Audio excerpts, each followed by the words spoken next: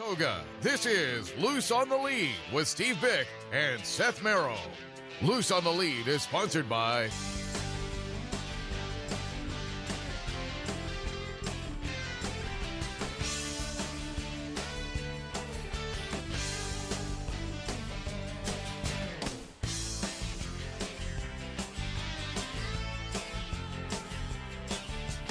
Good morning and welcome to Loose on the Lead on a gorgeous Sunday morning live from Saratoga. And look who's in after saying last week 2 weeks without Mr. Byk. But here you are. Yeah. Wait, there wasn't much enthusiasm. I'm happy to be here. And we had weather issues here. They had weather issues down in Colonial. Well, and it's funny because it turned out in Virginia that it was not as much of an interference as they anticipated. It was very strange for them to be as close as they are to the water, but the way the storm went, it ended up way west, and it hurt us more than it hurt Colonial. And they could have run yesterday very easily. They'll be fast. I mean, much the same way that we were fast on the main track yesterday. They would have been fast and firm at Colonial. So anyway. It's going to work out fine. They're running today. It's a tremendous Sunday of racing, and it's so strange because of the way everything fell. Ellis Park, of course, has got Groupie Doll Day, as well as 5 other stakes, and then a great undercard. We've got what we've got, which is the rescheduled Grade 1s, and then the regular Sunday card, and Colonial's got Million Day. So it's a super Sunday. Yeah. And Colonial field of 6 scheduled. Integration. I had Terry Finley in yesterday. Fletcher has Talk of the Nation, Nation's Pride from Charlie Appleby. So nice field in the Million this afternoon, the rescheduled Sunday Million.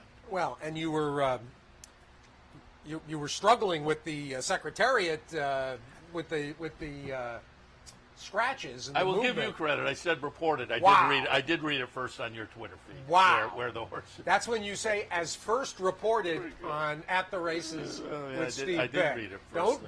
Don't be like certain websites that don't attribute. No, it just so happened. It just so happened that we talked to Arno Delacour. We had talked to Brendan Walsh. Walsh was the most surprising because everybody was like, where's First World War running? Is he running at Saratoga? Is he running Colonial?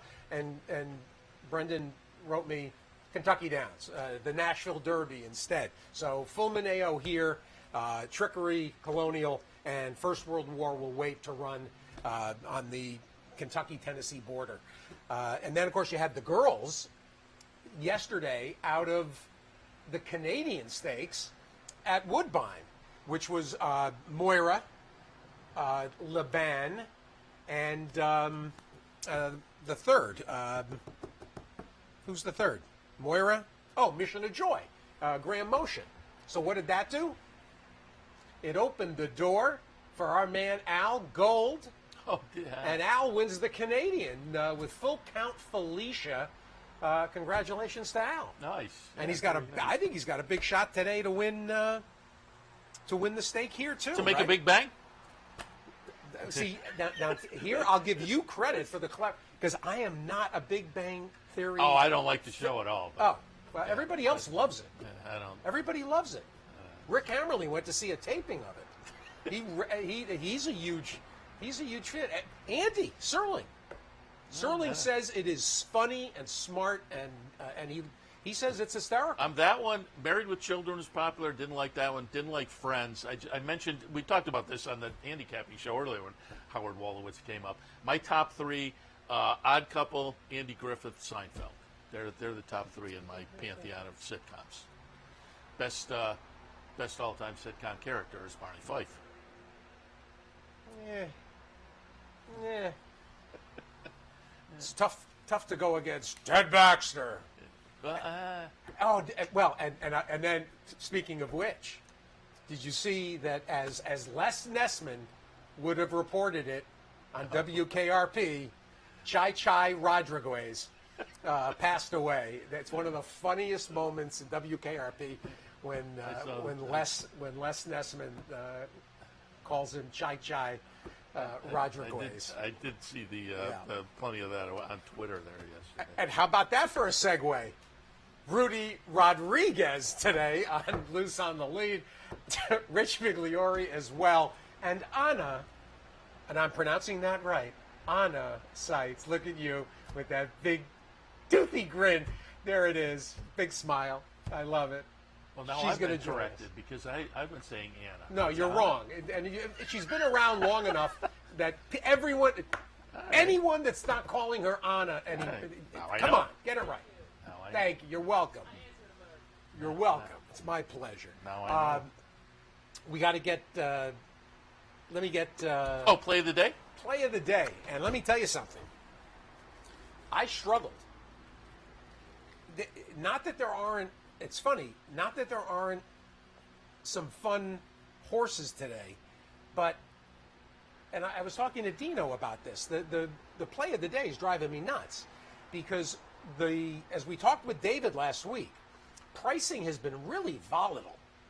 Yeah. You look at it. Typically, I look for a 6-1, an 8-1, 10-1, and suddenly they'll get bet and they'll be 7-2, 4-1. I did a dark horse. I hit my dark horse Wednesday or Thursday at 6-1. Went off as an 8-5 favorite. And I'm telling you, it's making it a little bit squirrely in terms of tabbing which of these that you want to utilize.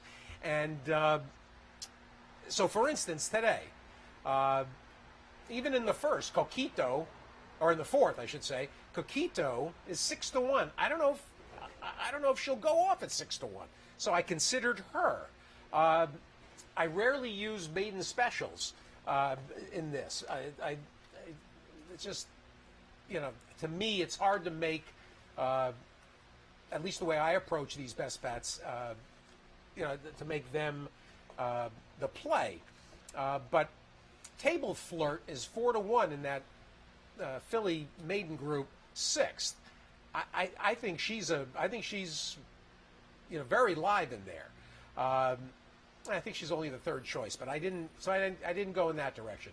Anyway, all of this to say, I'm going to take Linda Rice off the claim. Anthracite in the ninth race is 8-1, and I think we'll get that because it's a very fun, competitive group. In fact, Rudy's got Street Swag, who's very much usable. You got the 9-5 favorite on the outside for Pletcher. That's money.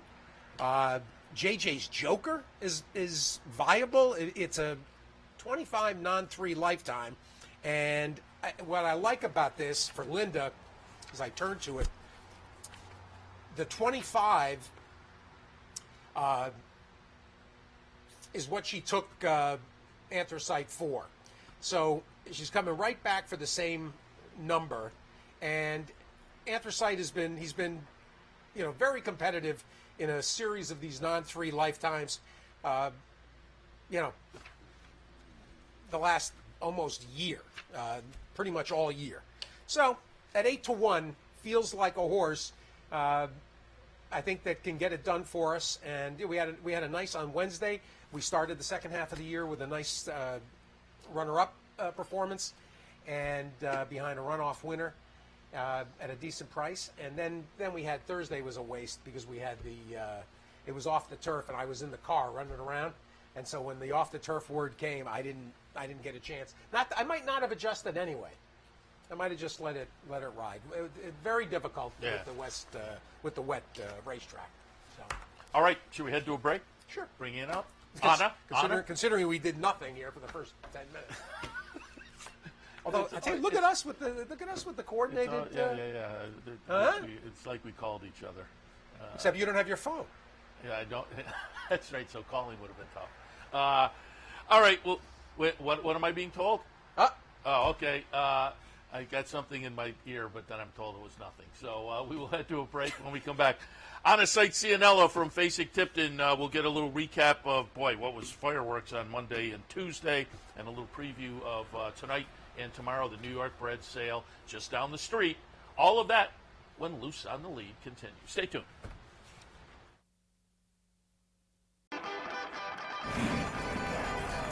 Want to get your career in horse racing off to a fast start? Well, the University of Arizona's Racetrack Industry Program is your winning ticket. The Racetrack Industry Program has served as a springboard to some of the industry's most successful individuals, with a proven track record of job placement right out of college. If you want to earn a degree in the exciting horse racing industry, the Racetrack Industry Program can put you in the winner's circle.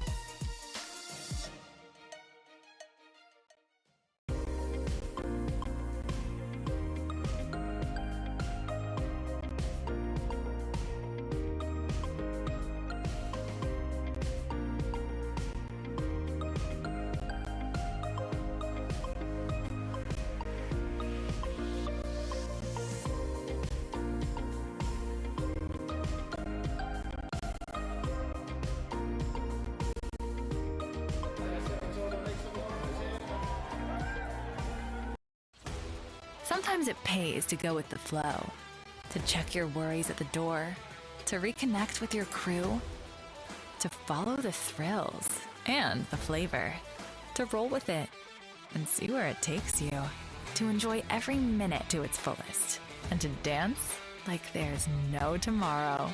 You can do that here at Rivers Casino and Resort Schenectady, where the good times flow. Turn your love of racing into savings with equine discounts through the NTRA. Purchase through equine discounts and receive great savings on well-known brands like John Deere, Sherwin-Williams, Big Ass Fans, Farmers Insurance, and Office Depot. Join thousands of other equine members and support companies that give back to the sport we all love. Call 866-678-4289 or visit equinediscounts.com to start saving today.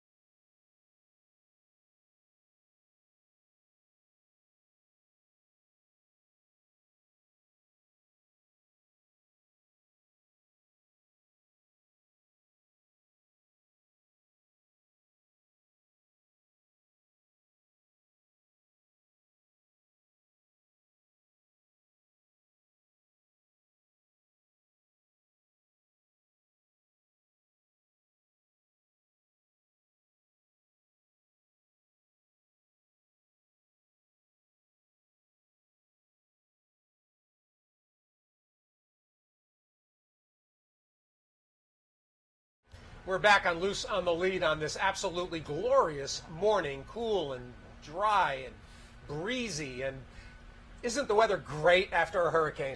And blowing in to our set, Anna Seitz. Now, we got Seth on the Anna part. Which I actually like better than Anna. So why wasn't I keyed into that? You know why it's not Anna? My real name is Mariana. Oh, so you can call me now that. I like that never too. heard. That's why. I like and that I too. tried to tell everybody when I went to college, call me Mariana, and they did. And then they'd come home and visit, and it went right back to Anna. So I gave up. That's interesting. I answered it anyway. Who's the Mariana name for? My dad just heard it. I was the fifth child, and I think by the time I came around, they were like, I didn't even get a middle name because they were like, there's so many kids in this family. And then he met somebody, he goes, that's a cool name. There wasn't a lot of thought. I love it.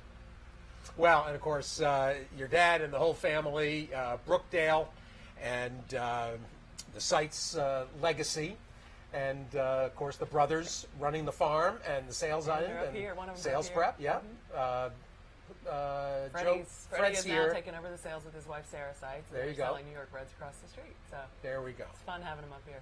Absolutely, and we happen to have a yearling, a combatant yearling that's on the farm, and Richard Kent's daughter, Julie Kent, does a tremendous job.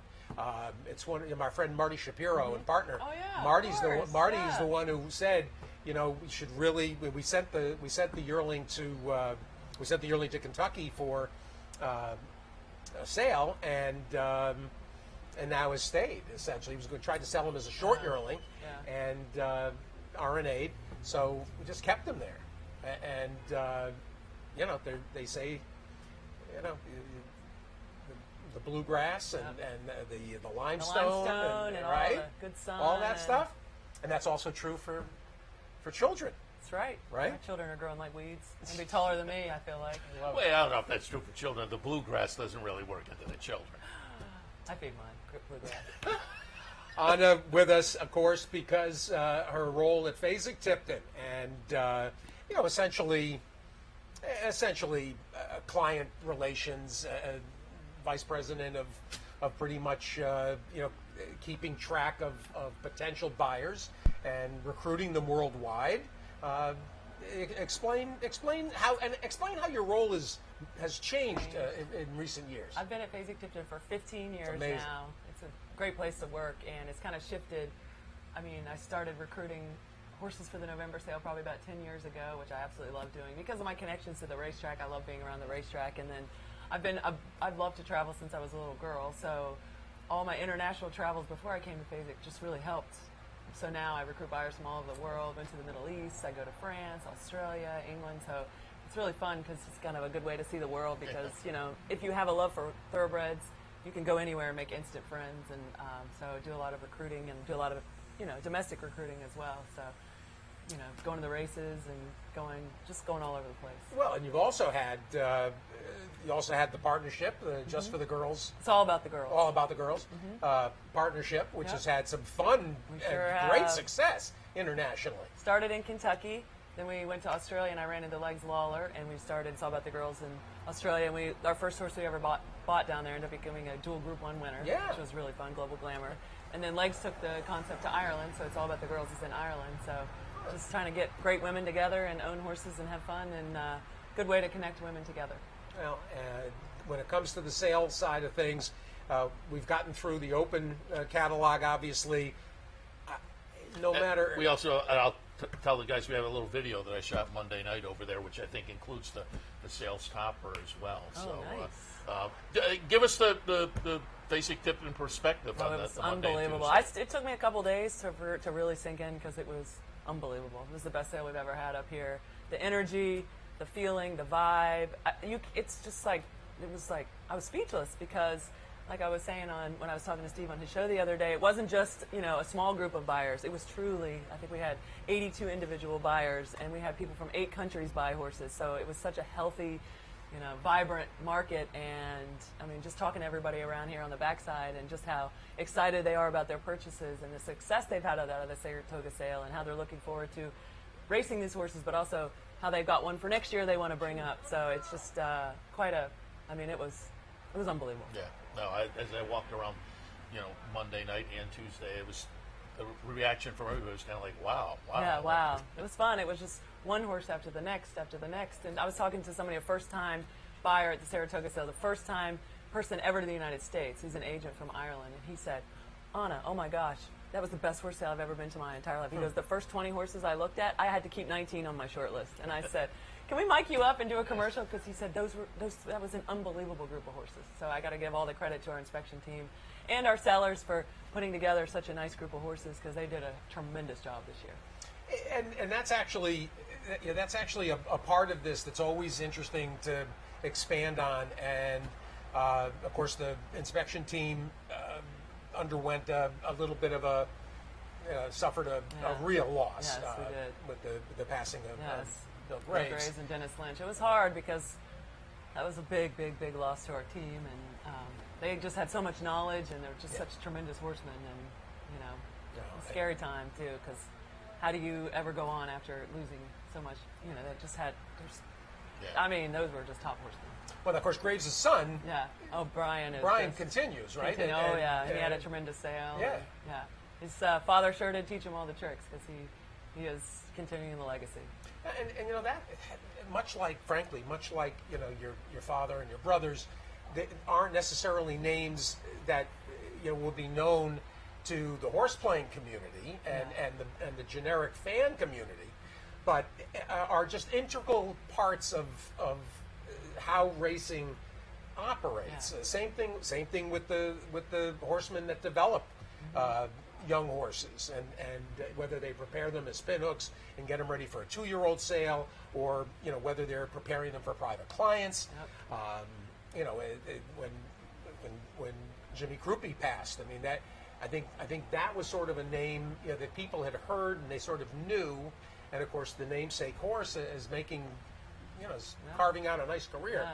But these are parts of the business that really make it go round. Yeah, it really is the core of our industry, and difference. obviously we need the horse players, and we need they see the finished product here at the track. But a lot of these guys, like, what goes into getting these horses here to the racetrack? And it's a whole other world. Yeah. And you're right; those men and women that are back there breeding those horses, preparing those horses, bringing them up here to sell.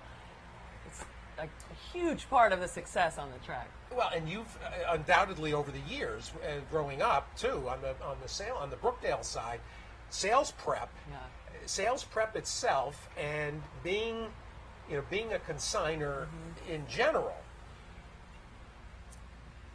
there's a reputation that the consignors develop and try to burnish, so that when prospective buyers come around, the word of that consignor about how straightforward the baby might be, that kind of thing, there's a communication level that's very important. Very important. And we had the best consignors up here. And those horses, I mean, it was like a beauty pageant. When they were under the lights in that sales pavilion, they look pretty amazing. Shiny hooves. Shiny. Buff those hooves up. Got them looking good. And the public comes out, and God, it was wild. And tonight kicks off the New York Bred side of things. And I always say, if folks have never been to the sale, it's fun to go to the sale. It's fun to walk around the backyard and get in the buzz of a $3.4 million horse like happened Monday night. And so I tell people to go. But it seems like the New York Bred sale has become very popular over the past few years as well. There are some seriously nice New York Breds over there. Yeah. And it's not quite as crazy because the whole city doesn't come out, but it makes it so you can actually walk around, see the horses, go in the sales pavilion, kind of see what's going on. But we've been looking the last couple of days, and there's some serious sire power over there. Obviously, the New York Bred, the program up here for racing, it just gets stronger and stronger, so there's more and more money. So I'm curious to just the nuts and bolts. So what's the activity like, the turnover of the horses from the Monday, Tuesday sale moving out and fast. New York Bred's moving in? Our poor guys, they have to turn that ground. So right away, a lot of horses ship out. If they sold Monday, some were even gone on Tuesday, or first thing Wednesday morning, stalls were clean, and the New York Bred shipped in. And then we got all that rain, which put even more pressure. But the thing is, people find a way to get them looked at. It doesn't matter if you have a short amount of time, they're going to get over there. And these trainers are huge core customers of Fasig-Tipton. They're all been over there. They go in between races. They're back and forth. As soon as they're finished training, they're over there looking at horses. So the grounds have been really busy. It's been I think we're going to I was just thinking about that. Monday, Tuesday it ends, and Sunday, essentially Monday, turn over the entire. Oh yeah, the whole grounds. Yeah. Of course. It out. We have our grounds crew they are the best. The way they get that grounds trained. And remind people, because when you sat down, you said there's a new time for tonight, but remind people tonight. Well, because tomorrow. of the race change, we are starting tonight at 7:30. So it was originally scheduled to be 7 o'clock, but now it's 7:30 tonight, and then we're still starting at 12 o'clock tomorrow. Very good. Monday. So, and as I say, it's become popular over the last few years. If you've never made it over to you should come over. Didn't get over early this week, stop over. There's a lot of this sale. I hear of there's a lot of partnerships being formed, and I tell people, like, this is a good one to jump in if you're maybe a horse player that really wants to get in. This would be a good sale to do it. Get with your friends, pick a trainer you like, and get over there and put something together and buy a horse. Because why wouldn't you, for all the money that you can run for up here? Well, and when you look at what has already transpired between the July sale and then this past week, Monday, Tuesday, you look through just the sire index. My goodness. Some hips to watch. Well, the Yoppin. Yeah. Oh yeah. The Yoppins are red hot. They're as hot as any first crop sire. And there's at least before the outs, there's about 10 of them. Yeah. There's a couple of Vacomas, Omaha Beach, second crop, Complexity, who couldn't be off to a hotter three start. Complexities. Yeah, there's 3 over there, some nice ones. Yeah. McKinseys, who very interestingly, good-looking McKinseys. Well, and the funny thing, the McKinseys, they were slow to even come to the races. You didn't see any in April, May, June, and then all of a suddenly sudden, now they're starting, and then as we're getting to 6.5, 7 furlongs, they're popping and they're really good with looking. alacrity. So it's easy to land on one. He was a personal favorite. The one name I looked for that is not in the catalog was Win Win Win, who had 2 stake winners yesterday. Nooney, the sail stopper from OBS, right, for Baffert, and then a second one as well. But then there's big names. There's Violence. There's Gun Runners. There's Not this time. American Pharaohs. Yep. Yep. I mean, it's pretty loaded over there. The horses look good. The consigners have done a good job in prepping them, and really good quality all around. I'd say overall, it's a great quality of horses. Well, then there's what we should also get a lick in for the locals. McMahon, obviously, with Solomini. There's a nice Solomini over there. Right? I saw him. I went over to their farm last night, and that's a farm. That family, like you're talking about my family, I think the same thing of the McMahon family. They've got a bunch of kids. They do a good job. They're hardworking. They had a nice barbecue. Showed off their stallions last night, and they're big, really great Fasig-Tipton customers for a long time. Got to give a shout out to the McMahons. Rockridge, well represented as well. Larray, Visagi, and his team. Those New York stallions. This is one aspect that I think both the New York breeding program, the New York Thoroughbred breeders, as well as NYRA, are really eager in coming years. With the announcement of the parity, that the foals that are born 25 are running for the same amount. That'll be on parity by the time they hit the racetrack in 27. Yeah. So that part of it is on the move as well. And then with all the exciting improvements at Belmont, and then how great Belmont was up here, it's just a great time to have the New York Bred. I mean, it seems like there's we're headed in a forward trajectory, positive momentum. Before we let you go, we have the sale tonight and tomorrow, but fill us in on what's coming up, the rest of the year. Well, the digital sales at Fasig-Tipton have taken off. We started them about a year and a half ago, and they're exploding. So it's a great way for someone who doesn't want to take a horse out of training to be able to sell a horse. And if somebody has a hot horse that wins, and they maybe have the dam they want to sell right away, or a half sibling. Leif Aaron is our director of digital sales. He's done a great job. We have him almost every month now. So that's become a big part of Fasig-Tipton. So that's kind of what will be our next. And then on to October yearling sales, coming back up to Maryland. And then, it's just, we don't stop. One sale after the next. And we're always working on the Night of the Stars, which is, pretty exciting. Selling all those big time fillies and mares. And special weanlings the Monday after the Breeders' Cup. So the weanling thing, we talked that started. It's 10 years now. I remember asking Glennie Kane Oakford, I said, "What's the story?" He said the weanling market looks like it's suddenly and the whole landscape changed. It did. The buyers are there for those big horses, and then they're going to go and look at those weanlings. And if you have a standout weanling, it's a great place to showcase it.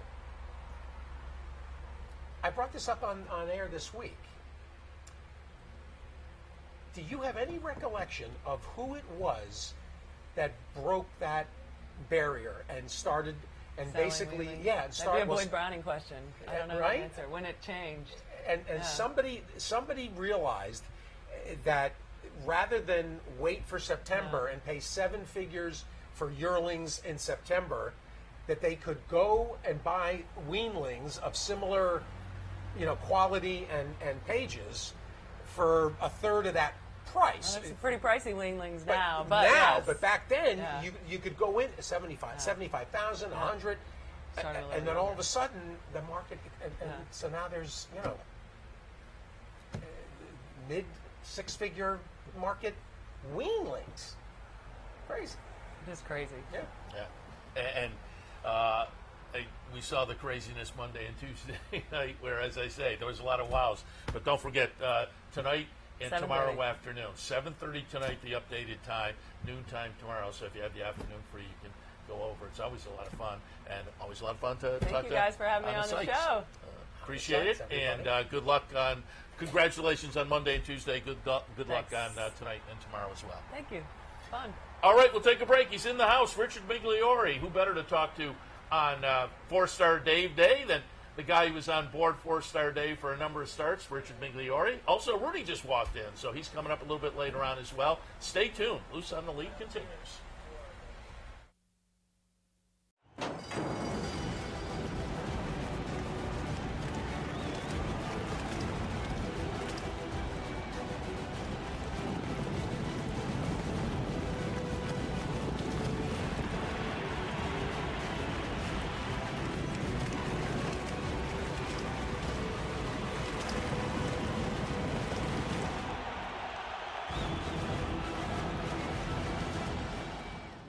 Birdstone is an outside front. They're coming down to the finish. Can Smarty Jones hold on? Here comes Birdstone. Birdstone surges past. Birdstone wins the Belmont Stakes. In front, but here comes High Chaparral. High Chaparral, the defending champ, to take it to Bob. These two arch rivals head to head with Joe Hart bearing down on them. It's going to be a 3-horse photo finish in the turn. Here's the wire. Photo finish. Capital OTB is now streaming live on Roku. The RTN Racing channel on Roku lets you watch OTB TV live through your Roku device or your Amazon Fire Stick, rather than being limited to computers and mobile devices, which means you can now watch OTB live wherever you are. Simply open Roku, scroll to find the RTN channel, then click on OTB TV. OTB TV on Roku. Try it now.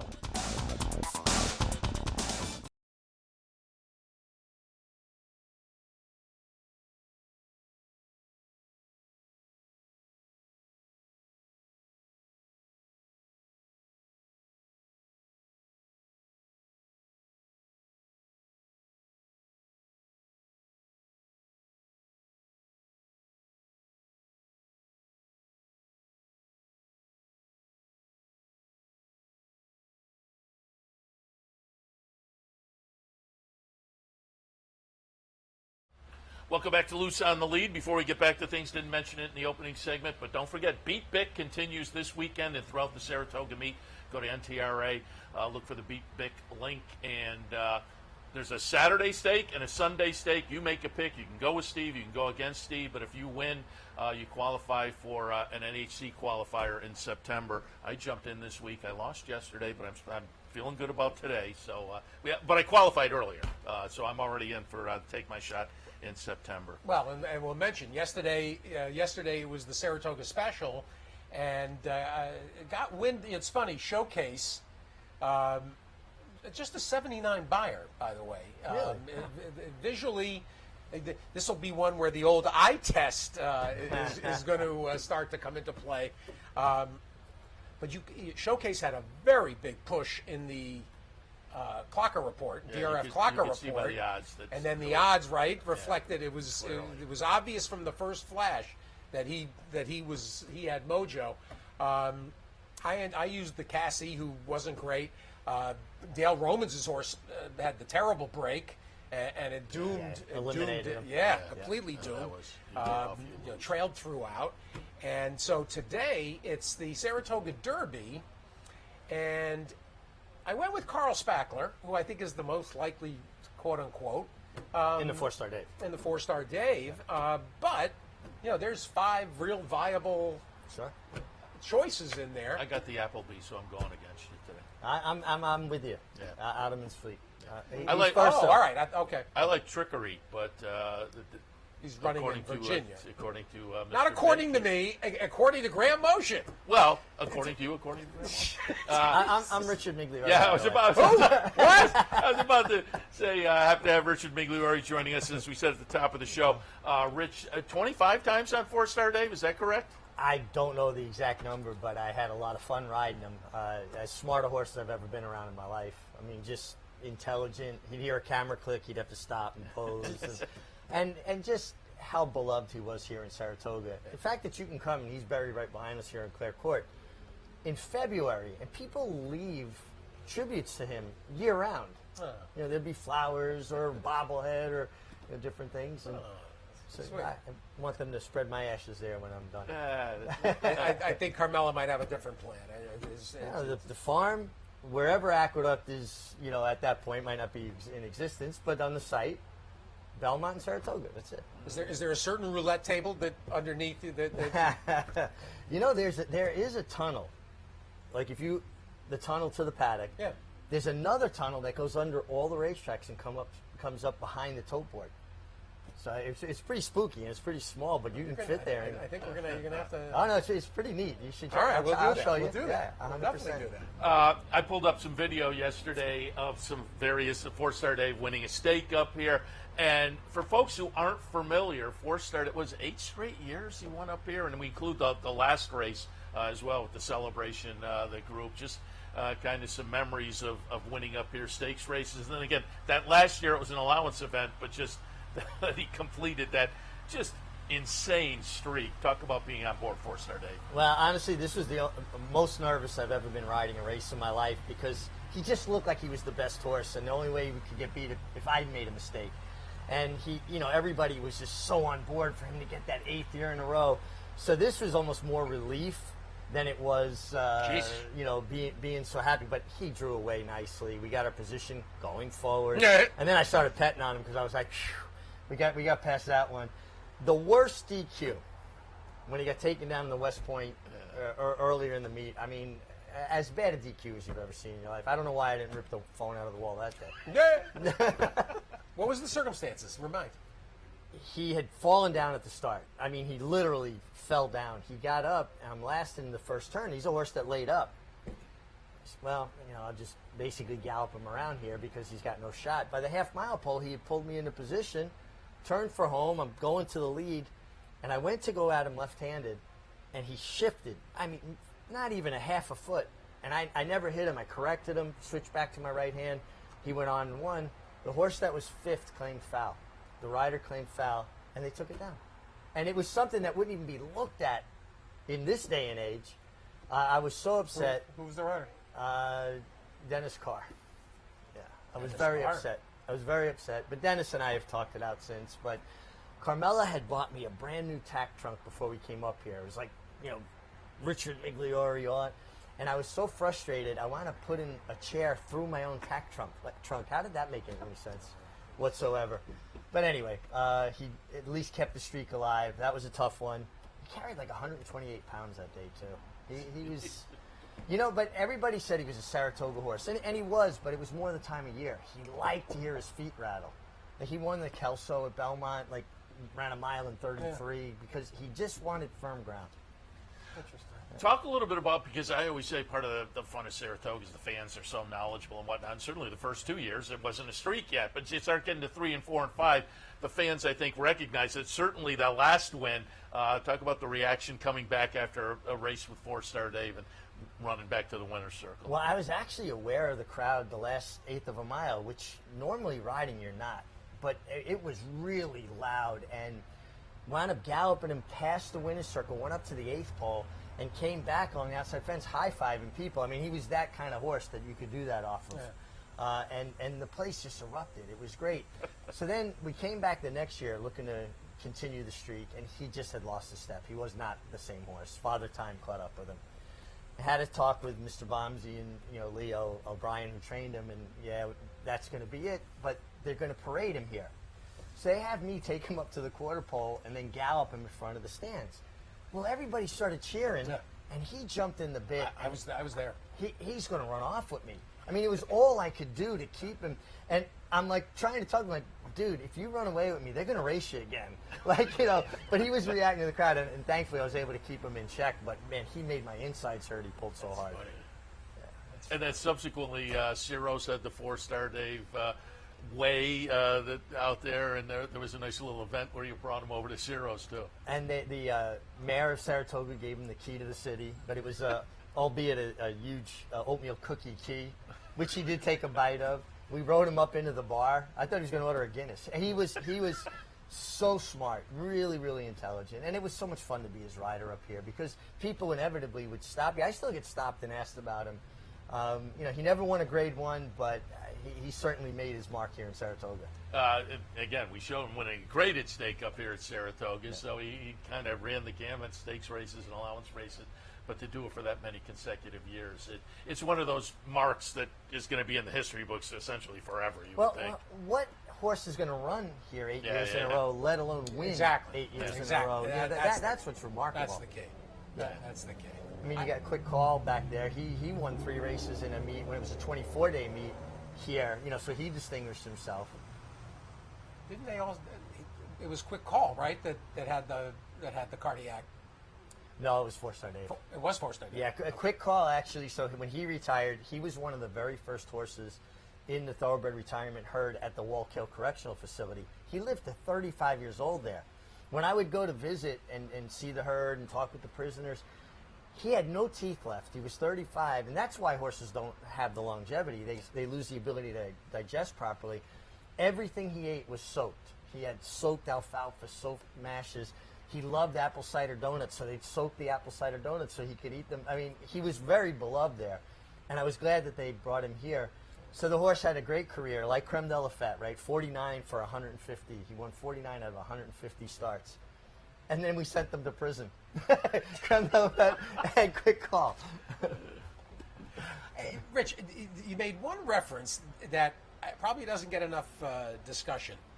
And you talked about about carrying 128. And what were you tacking around that time? About 114. All right, so that's 14 pounds in lead weights. Right. Talk about dead weight and the difference and its effect. And obviously weight, you know, we've gotten away from handicaps. We're so much more weight for age these days. But there's still plenty of lightweight guys that have to utilize pads and lead weight. Yeah, I mean, to be fair, carrying 128, I was cheating to do 114. You know, it's past my time. The statute of limitations, like I probably weighed 112, and with cheating boots and cheating girts and everything else you could possibly do, you know, it was almost 115. They give you pretty much a pound as long as you don't go into the black, right? It's 15 ounces. Then by the time I put on regular boots, regular girts, he was probably, you know, the horse carrying 118 by then anyway, right? Right. So it wasn't as big a deal for me with a horse carrying 128, just a bigger saddle, probably not lead as much as I had a saddle that was about 8 pounds. I had from 1.5 pounds to 8 pounds, all different. All different? Yeah.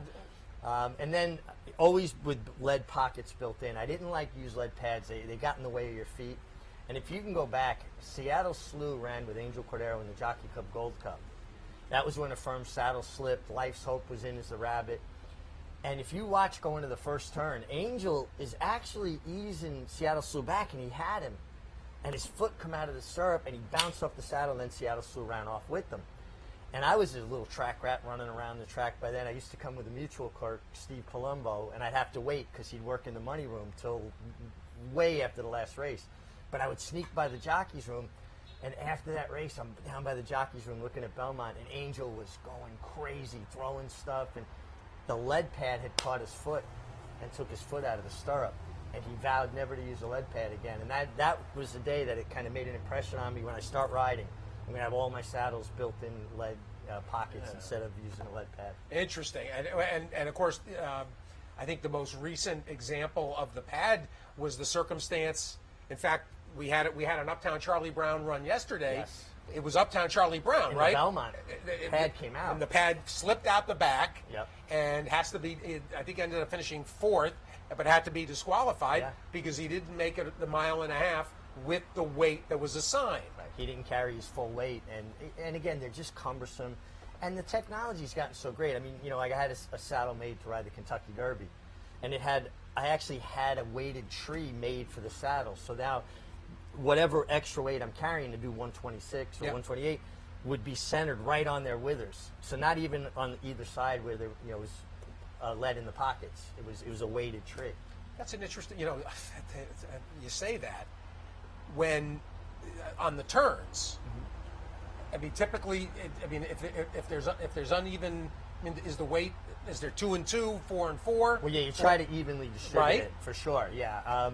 You know, the funny thing is like I had this beautiful saddle made, and I wound up loaning it to somebody when I retired. This is a crazy story. Yeah, you heard it. I told you we were involved with this on the radio. Exactly. So I love this saddle. I had it made by one of the best saddle makers in the world, and it said the MIG on it. And when I retired from riding, all my valet, John Milano, who was a great jockey himself, godfather to my daughter, very close. He packed all my stuff up in my trunks and had it shipped to my house. We had moved up to the farm by then. I couldn't bring myself to open the trunks. It was too emotional. It hurt too much. For years, I never opened the trunks. Now I meet this fellow in where I live in Millbrook, and he's going to start riding jump races. And he wanted to borrow a saddle, so I had him come. And that was the first time I opened the trunks, and he picks that most special saddle I have, right? So I said to him, I said, I will give you any one of these other saddles, but this saddle is alone. I need this saddle back. It has too much meaning to me. Okay, no problem. Well, he disappeared. I went years. I don't know where the saddle is, and it was bugging me, and I lost track of the guy. So something came up. Horses had the wrong weights on the show, and then I was asked about different saddles, and it clicked in my head. You know, I have a saddle out there that really means a lot to me. Said it on the show. Jack Fisher calls me. He got my number from Sean Clancy. What's the name of this rider that got your saddle? Because he's down there riding jumps. I had the saddle back in a week. It was FedEx to my house. He got the saddle back for me. Yeah. And the guy, there was no malice involved. It was just like we lost track of each other. But I've got the saddle back. Actually, I got to bring it on the show one day. It's a really beautiful saddle. How much do they cost? That saddle was very expensive at the time. I think being made, it was like $800 to $1,000. You know, but I had it made specifically. You see so much stuff now is patent leather. It's not the real leather, the real craftsmanship. Even the boots are patent leather. Now, I could never ride in those patent leather boots because after that accident in 1988, I have never felt the bottom of my feet since that day. If you look at any wind pictures with me after that accident, my toes are curled around the stirrups because I can't feel my feet, and I had to like almost latch onto the stirrup. So I always had very thin-soled leather boots made so that I could actually get some grip. Those leather, I would have just kept slipping out of the stirrups. Well, and explain to people, too, I mean, when it comes to the boots, there's phony boots that are literally cardboard or paper, essentially. Yeah, it's like basically just a little layer of leather. They weigh ounces. Charlie Sullivan was the clerk of scales in New York in the winter. You'd go check, run back to put on your regular boots. If he caught you, he would make you ride and you want to go out there on a 20-degree day in January with, I mean, nothing on, basically. You're riding in your socks, right? And then have one rake the stall doors as you come out. Then I was riding a really nice filly, and Mike Keogh, who was assistant trainer to Roger Atfield at the time, had brought a King Haven division of horses to New York, and we became very good friends. He was here visiting the other day. Wound up training Wando, who won a Triple Crown in Canada on his own. Great guy. I'm on a filly for him, Triple Wow, who wound up being like the mother of one of those horses that won the Triple Crown for Atfield. I forget the horse's name. Anyway, she's going to be like a pretty good price in the affectionately, I think it was, in the winter. But the way she's trained, she can't lose. And she got in with 112 pounds. So I'm going to, kill myself to get as close to the weight, but I'm going to have to check with my cheating boots and what have you. The race before, I go down at the 3/8 pole at Aqueduct, and I get knocked out. So by the time they get to me, I'm like, the first thing I know is, I got to ride this filly. I'm not letting anybody ride her but me. So I'm like, yeah, I'm fine. The concussion protocols were different then. How many figures do I have up? Yeah, you got him up. What's your name? I mean, it was crazy. So now I get cleared to ride. I go to ride her. I check with the cheating boots. And Joe Rocco Jr. tells the funniest story about it because he had the bug and he's standing there. And everybody already thought like I was a little off the reservation anyway, right? So I come back and I'm trying to put my regular boots on over the cheating boots. Like I'm stoked concussed, right? And everybody's watching me like, this guy's going to ride this filly in the state? And finally, John Milano comes over, he taps me, pulls the other boots off, like, okay, here you go, put them on. Try it again. Well, she won. I won the stake on her. I went to undo the overgirth, and I passed out in the winner's circle. So thank goodness I didn't pass out at the 3/8 pole. But she did win the affection. I think it was the affection. One of those. Well, that's a good spot to wrap up. But before we wrap up, Rudy Rodriguez is next. I want you to talk about having to chase Rudy home on a good Dutch row horse or one of his big winners. Rudy won a Grade 1. He won Frost Giant. He won the Suburban. Hardest working rider. Him and Nick Santa got the two hardest working riders I've ever been around in my life. And would take any opportunity. Oh, you can ride one at Penn National tonight. They'd be in the car heading to Penn National. I mean, Yep. just and still has that work ethic. Still gets on his horses. Every morning And you see him out there. really, I remember something happened one day, him and Mike Luzzy, and Mike Luzzy punched him in the jocks room, and Rudy went, "You didn't have to hit me," and then Mike felt bad. It was like it was like the most gentlemanly thing you ever saw in your life. Usually you hit somebody in the jocks room, it's on.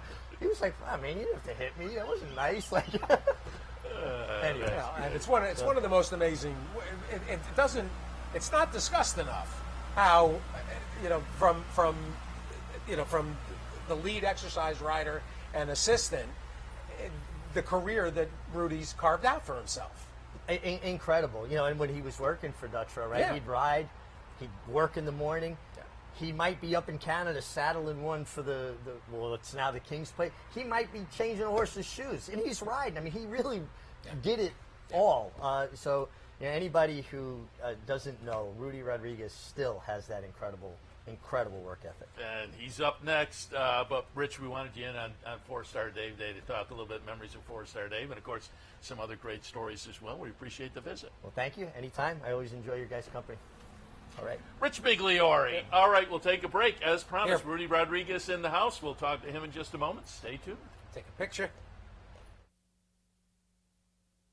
Haven't signed up for a Capital OTB account yet? Now's the time to take advantage of the sign-up bonus.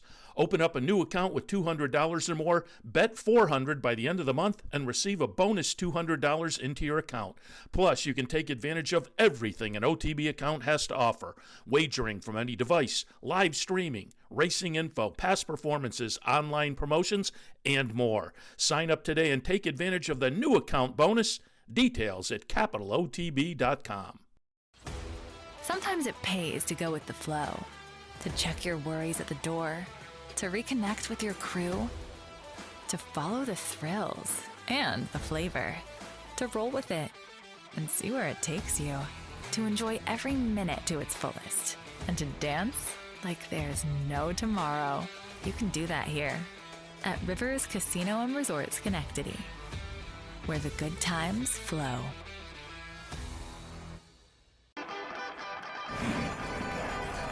Want to get your career in horse racing off to a fast start? Well, the University of Arizona's Racetrack Industry Program is your winning ticket. The Racetrack Industry Program has served as a springboard to some of the industry's most successful individuals, with a proven track record of job placement right out of college. If you want to earn a degree in the exciting horse racing industry, the Racetrack Industry Program can put you in the winner's circle.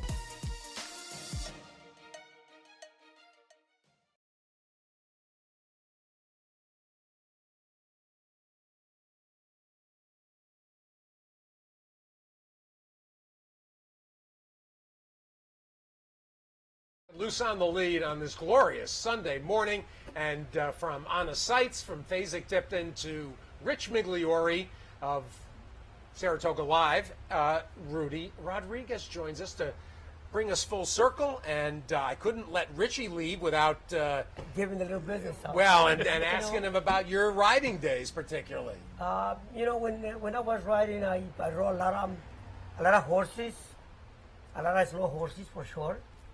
But with the slow horses, you learn a lot too. Not only with the good horses, but you try to distinguish the good one with the bad ones. And at that time when I was riding, I was galloping for Rick and I was galloping for Bobby. So I learned a lot with Bobby. Got, like everybody knows, he's got the whole band full of great ones. And Rick got some great ones and some lot of Clemens, and the rules was a lot more different then.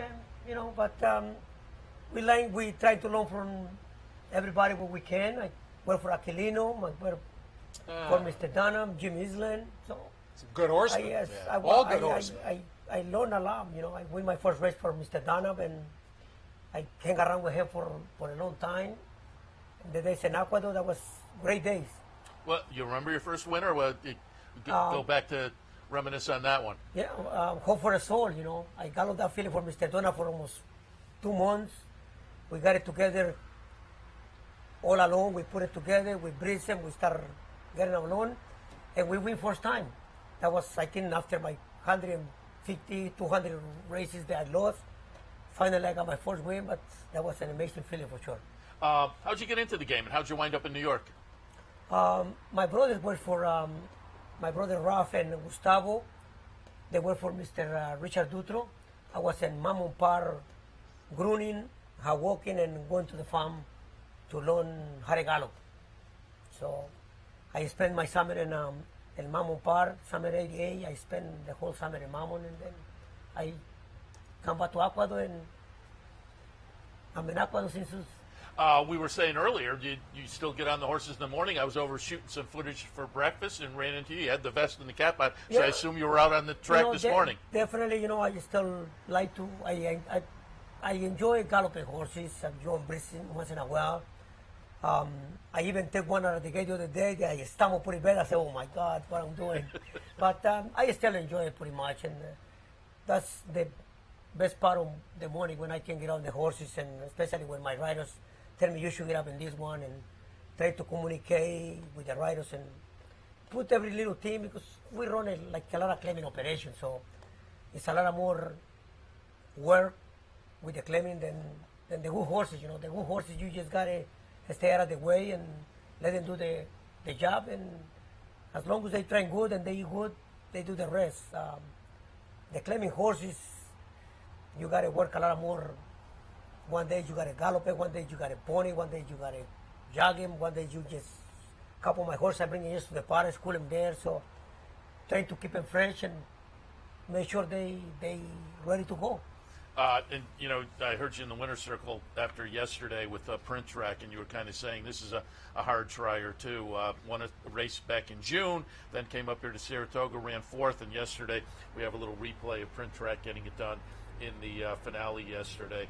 Talk a little bit about a horse like this, nice hard trier. It's a horse that everybody looking for. When I was watching the race by the half a mile pole between the half and the quarter pole, he tends to lose the momentum there in the turn. He trying to drift a little bit out. That's why we put the blinkers, extension blinker on before. But Luis said he was kind of drifting out and lose the momentum going, but as soon as he turned it for home, he hit it once and it's taken off. And I was talking to Mike Imperio, one of my best owners. I got the bond.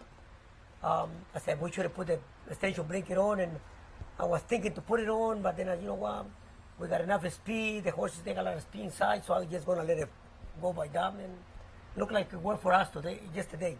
Yeah, and again, a nice hard trier. That was the 12th win in 30 starts, so he's been a nice one, certainly. I wanted to go back a little early in the meet, too, because 2-year-olds are always a lot of fun up here at Saratoga, and in the second career start on August 1st, we're going to look at number 3, McDiesel. Ran second in the debut down at Belmont at Aqueduct, but wins in the second career start. Nice little New York bred 2-year-old. Talk about McDiesel. He's one of the better 2-year-olds that we have. We got like close to 22-year-olds. And he always shows some talent right from the beginning. And, with being by the sire, look like he can do grass, door, shore, and lawn. That's why we trying to pick courses that can handle the door, and if they run in the door and the grass, that's a plus for us, because we pretty much stay in the winter all run in Ecuador, and that's Ecuador's home for us. Yeah, by Twirling Candy. So, you would think there's. Look like. You mentioned the claiming side of the game, and boy, up here at Saratoga, the claiming side has been very active. Have you been playing and picking up some horses? We try to play every day. Today, maybe we're going to try to drop and fight. So, hopefully we can get one, because, like everybody knows, the racing office is packed with a lot of claiming today. Yeah. So, I'm sure everybody's ready for it. A lot of shakes going on up but, here. You got to be in it to win it. And with, like, the guys I work with, Vinci Scuderi and Michael Imperio and La Marca and Robert Catron, we're trying to bring horses from Saratoga like that we can survive the winter. Yeah. So if we get 1 or 2 or 3, get us going to the winter. Rudy, talk a little bit, because I do want to ask about some specific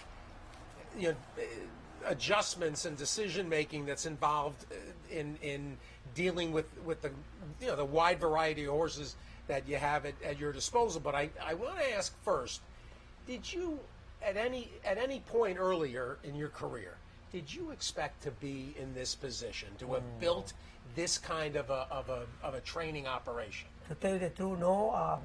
I was just wanted to support my family most of the time, and I love the game. When I was working for Rick and Mr. Dutro, I stay all day in the barn.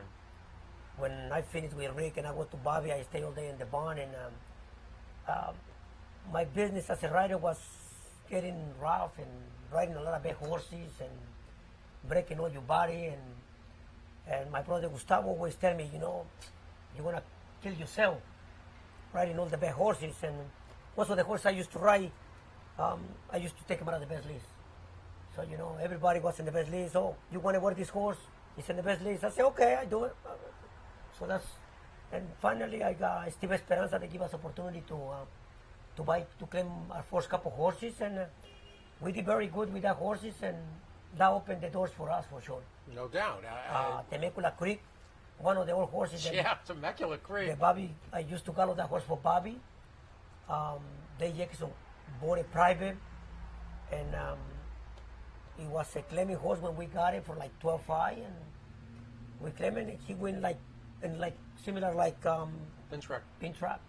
He put us in the map, and thank God for Temecula Creek and Esperanza put us in the map. Well, and then have come, any number, Dad's Caps, and the horse that I want to ask about. I mean, for those that don't realize, Rudy's won just under 1,600 races. I don't even keep it track, but it's a lot of races. Well, in what, about 15 years? Yeah. Give or take. Vijack. When Vijack, when you had to adjust with him, and you ended up with the Hackamore, putting him in a Hackamore bit, and it was really kind of a revelation that the value, at least for me, I mean, in my learning curve about horsemen and about horsemen working with the animal, your ability getting on as many horses as you had gotten on, and knowing that his mouth, that you had to change the headgear to provide more control, and you changed everything about him, and he ended up having a terrific career.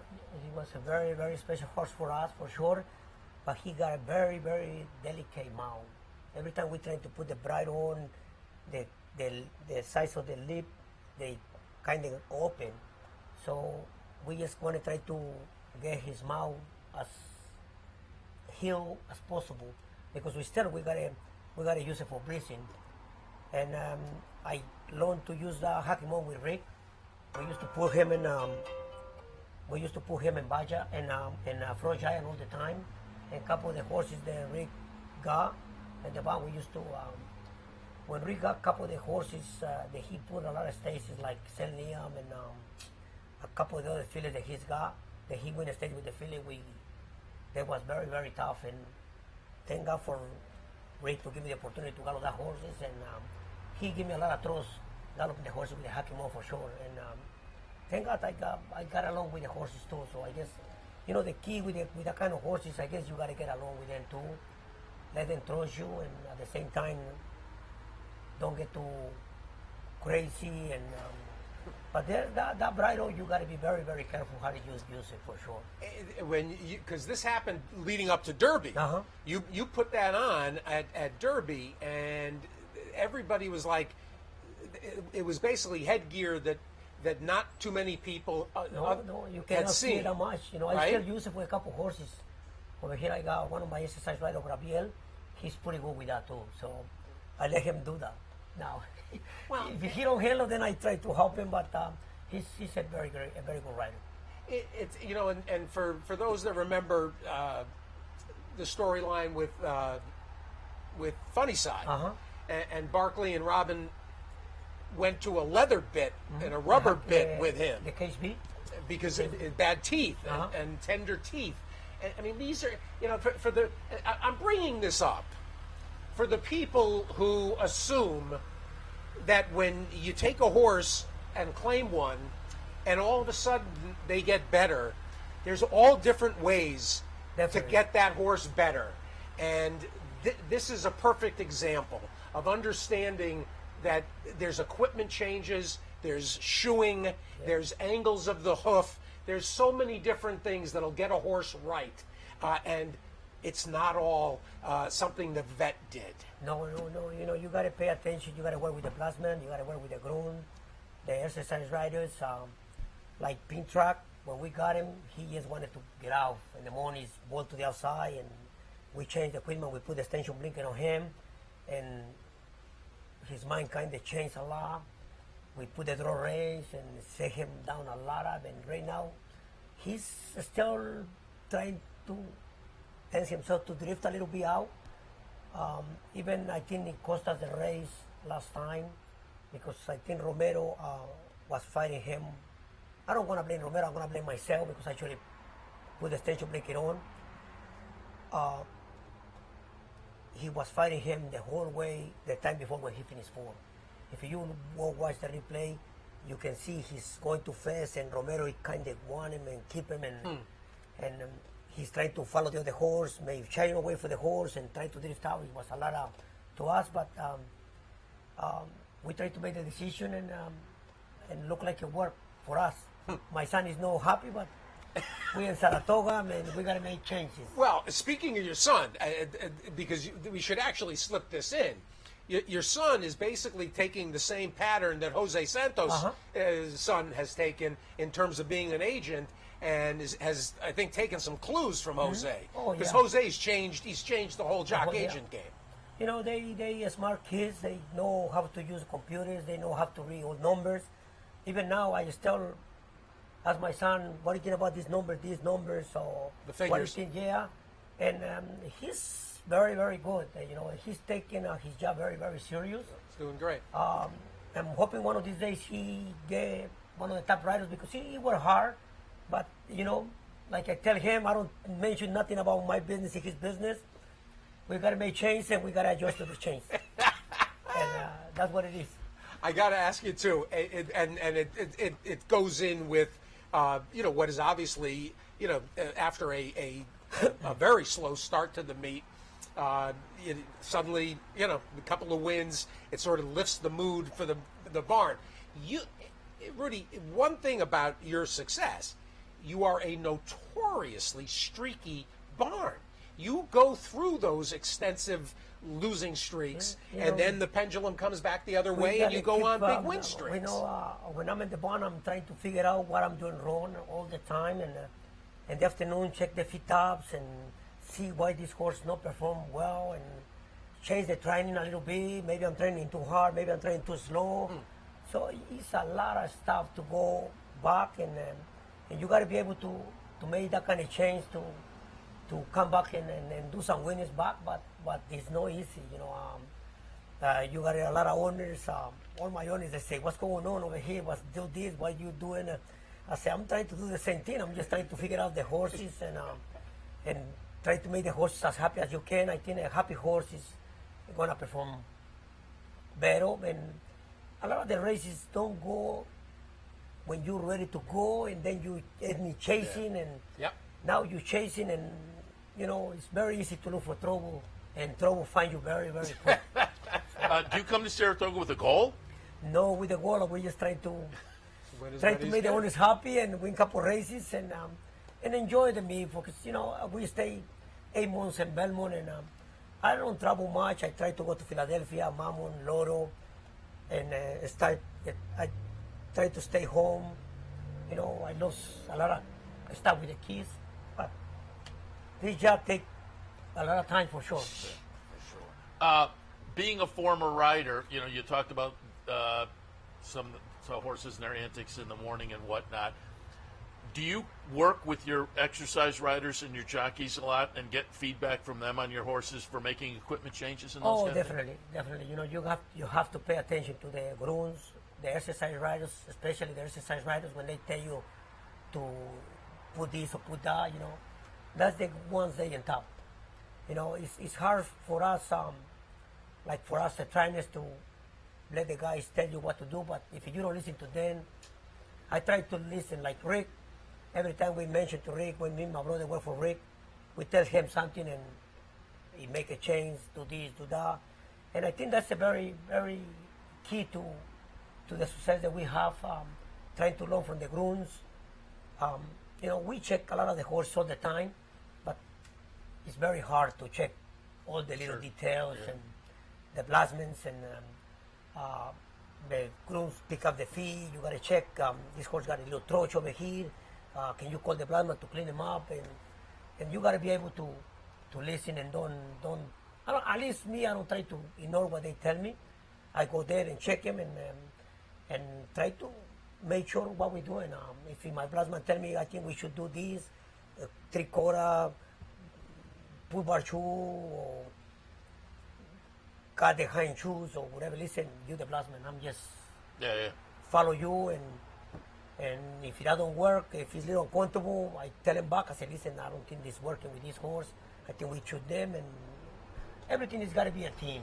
And if you listen and they listen to you and put everything together, most of the time it will work. Especially if you find the right spot. Yeah. Exactly. Well, Rudy, go ahead. Today, you want to, and this week, you got a few chances today. I want to ask about the first-time starter, though, that we're going to see on Wednesday. This is Timia, Honest Mischief filly that you've only had. This was a June OBS purchase, and I see Julie Davies prepared. So this is probably a nicely prepared baby. She shows us that everything she does is look like improving every day. That's what I try to see every day with the babies that we have. Make sure they don't come back with chins, spleens. And so far, this filly, since we got him, just straight forward little filly. She looked like she's bred for turf and maybe a little longer. But if she run good over here, I'm gonna be happy. And I think she looked like she's ready to run. But she's straightforward filly, very honest. She's trying pretty hard.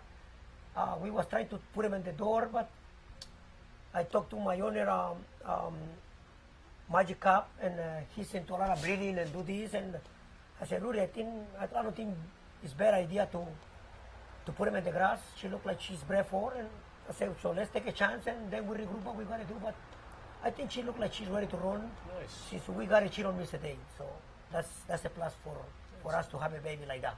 Timia, Timia, and then on Thursday, Il Su Oro makes a second start. It's the second start, we trying to find out about this little filly. She looked like she wants to go a little longer. We just been very, very unlucky. It was a little confusing in the grass and the door at the beginning of the season.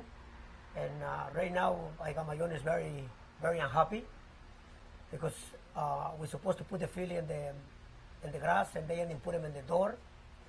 And we didn't scratch him, and they talked to the safety stewards and the Heisa and Key, and supposedly they don't give me a bad day, and they give me a bad day. So that's why she's in the old with the last 3 times we put him in. So that's a very, very mistake, and I wish they could take a little bit back themselves and tell me. I sent Key my book, and was a little miscommunication, but they don't help you. No. They don't help you, so they give me a bad day. I talked to Victor or the Heisa, and they tell me there was gonna be no a bad day, but they give us a bad day because we entered already 3 times and she got the most eligible. Each time. And in Saratoga, the thing is in Saratoga, it's a lot of 2-year-olds for grass, and they always prefer the horses that don't run.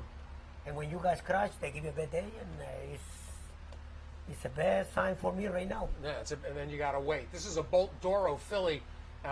This was a serious purchase, $220,000. And the door, I don't see what I want to see. Hopefully she can go in longer, maybe hopper, because she looks like she's doing a lot of better going galloping out, like when we galloping with we put like 5 eighths, 3/4, and gallop out. She looked like she's getting the distance good. I breathed one time in the grass. I like the way she breathes. So we tried to put him in the grass, but we got a bad day. So it's very, very frustrating, but there's nothing I can do. I tell the owner the situation.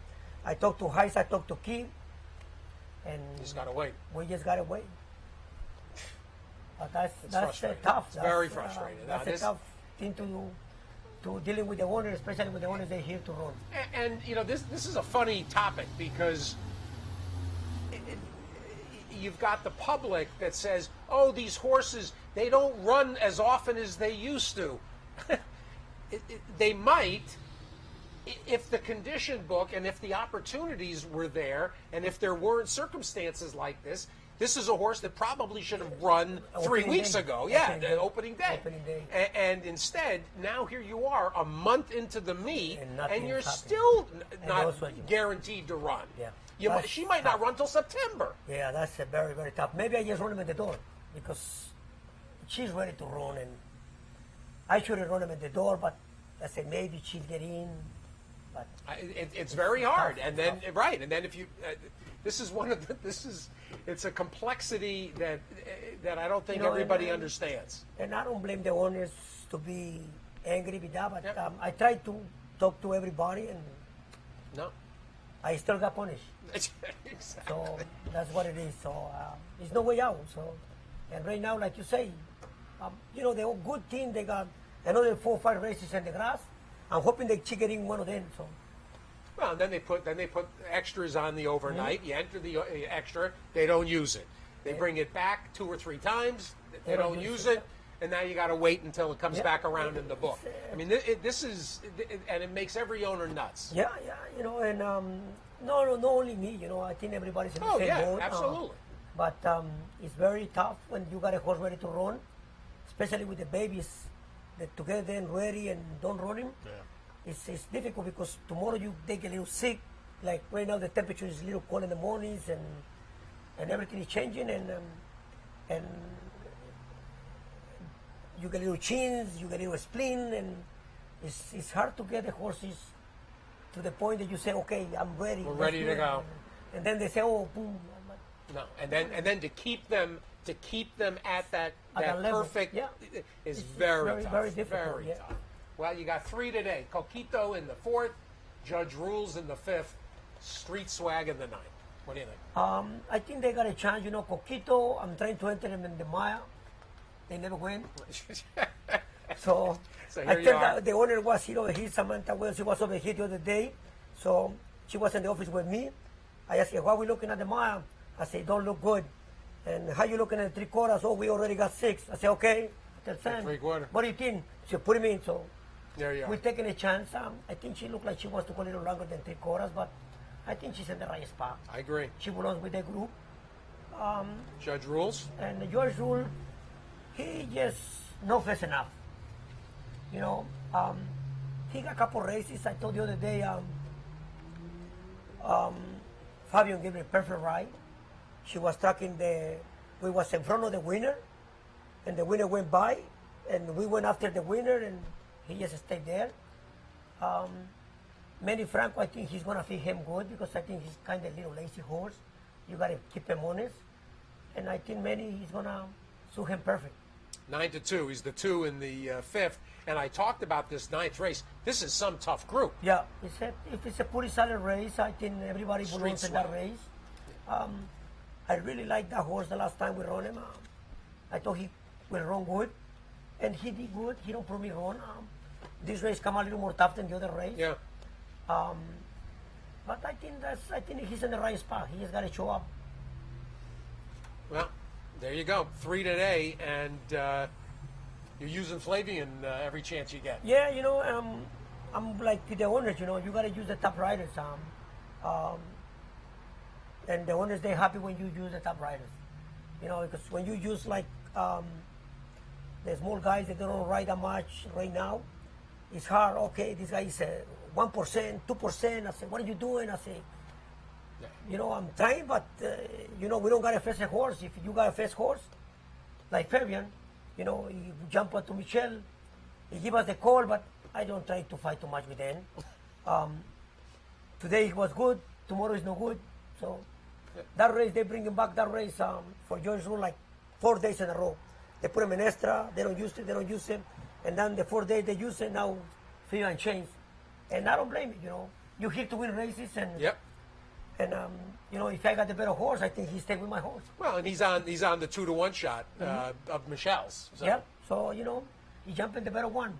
I hope I can beat him. There you go. Exactly. And tell him. Rudy Rodriguez. Rodriguez. You know, but he stopped. The meet started a little slow, but the last week and a half or so been going on fire, and it was kind of an interesting discussion because I always like to alert people up here. People don't know what goes on behind the scenes a lot of times, and trying to get in races and races not going. No, it's interesting. It's a challenge. Yeah. Every morning it's a challenge. You got to be careful. The other day, we got one of the exercise riders that used to gallop for me. He was galloping one horse for Tom Ames.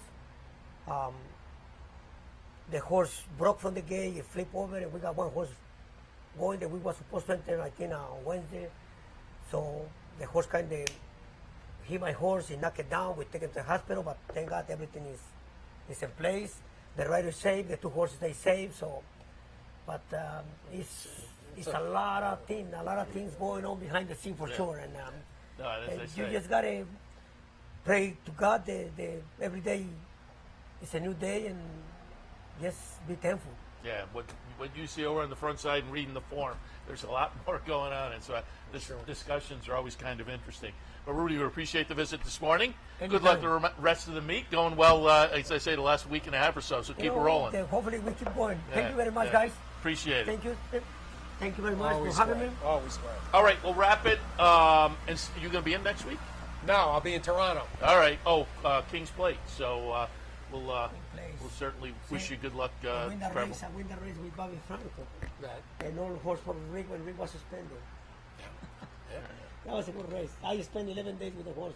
Beautiful. And Woodbine's a lot of fun, too. There we go. Need a picture. All right. There we go. And nice. we'll wrap it up here. Don't forget, I will be back in to kick off next week on Wednesday morning. We'll be back for Handicappers Report at 9, racing across America 410. Any last words? Beat Byk, NHC, NTRA.com/NHC/Beat Byk. Get involved. Next week I'll probably use the King's Plate on Saturday for sure as one of the races. And that's it. We'll talk to you. We'll see you in 2 weeks, which will be what? Is that Travers week. Travers post. Wow, that's post right. It's Alabama next week. Yeah. So I assume when you head up to, when are you going to be doing radio from Canada? Thursday and Friday from Toronto. All right. So again, back in for morning programming Wednesday at 9 a.m. Handicappers Report, 10 a.m. Racing Across America. We'll see you then. You're watching OTB TV, a service of Capital Off Track Betting.